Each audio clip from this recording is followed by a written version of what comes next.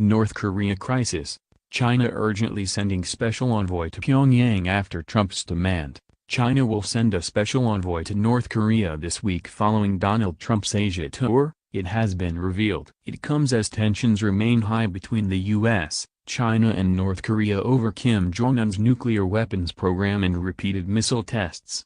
Chinese President Xi Jinping has sent his head of international liaison, Song Tao, to meet their rogue ally at the end of this week. The Kim Jong-un mouthpiece Korean Central News Agency, KCNA, said, Song Tao, head of the International Liaison Department of the Central Committee of the Communist Party of China, will soon visit the Democratic People's Republic of Korea as a special envoy of Xi Jinping. It was confirmed by China's state media, which later announced Mr. Song will visit on Friday. It is unclear what the Chinese envoy's agenda will be in North Korea, as China is said to be growing impatient with the Kim Jong-un regime and the U.S. president's warmongering.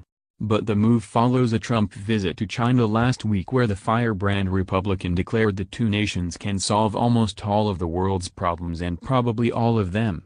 The U.S. president said, "There can be no more important subject than China-U.S. relations. I look forward to many years of success and friendship. I believe we can solve almost all of the world's problems and probably all of them." The Chinese leader also stated that his nation and the U.S. have made important progress this year and declared he believes there is a solution to that with regard to diffusing threats imposed by North Korea. But China, a long-standing ally of North Korea, has also committed to giving Kim Jong-un wonderful happiness. Following President Xi's strengthened command earlier this month, Kim Jong-un sent a glowing letter to the leader of China. Mr. Xi then responded promising a closer bond between the neighboring states, something sure to set alarm bells ringing in Seoul, Tokyo, and Washington. President Xi said, "I express sincere thanks for respectively sending congratulatory messages as regards the facts that the 19th National Congress of the CPC was held and I was elected General Secretary of the Central Committee, the CPC, and took office as chairman of the Central Military Commission again some days ago. I wish that under the new situation the Chinese side would make efforts with the DPRK side to promote the relations between the two parties and the two countries to sustainable soundness and stable development and thus make a positive contribution to providing the peoples of the two countries with more wonderful happiness and defending regional peace and stability and common prosperity. I wish the Korean people steadily fresh successes in the cause of socialist construction under the leadership of the WPK headed by Chairman Kim Jong-un." Then just a week later during the U.S. President's Beijing visit, the nation's state television cut out as Trump as he blasted America's relationship with China as one-sided.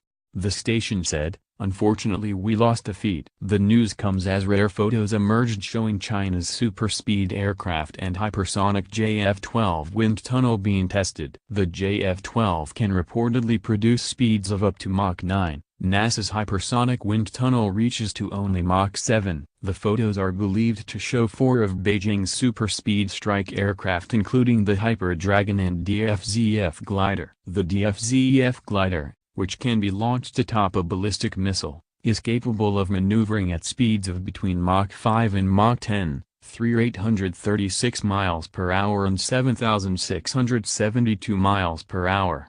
Military experts fear Russia and China are developing a missile which will be 25 times faster than an airplane. The new missiles will be highly maneuverable, unlike current rockets, and be able to fly at up to 25,000 kilometers per hour. 15,534 miles per hour, and will also be able to get between altitudes ranging from a few tens of kilometers to 100 kilometers, which is much lower or higher than current surface-to-air missile systems.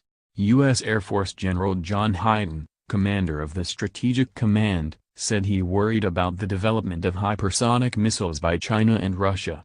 He said, "Hypersonic technology is concerning to me. But it's really no more concerning to me than any cruise missile technology, any ballistic missile technology.